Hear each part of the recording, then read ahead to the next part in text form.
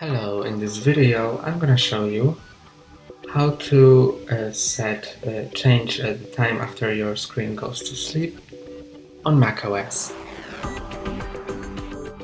To do it, go to Settings, to System Preferences app, then go to Energy Saver, and now you can adjust the slider and this will tell you after what time your display will go to sleep.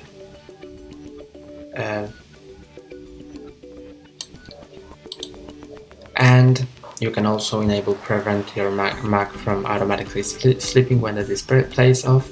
So even if your display goes off after this 45 or any other amount of minutes, it will not go to sleep. That's all for today. Don't forget to like and subscribe. See you next time.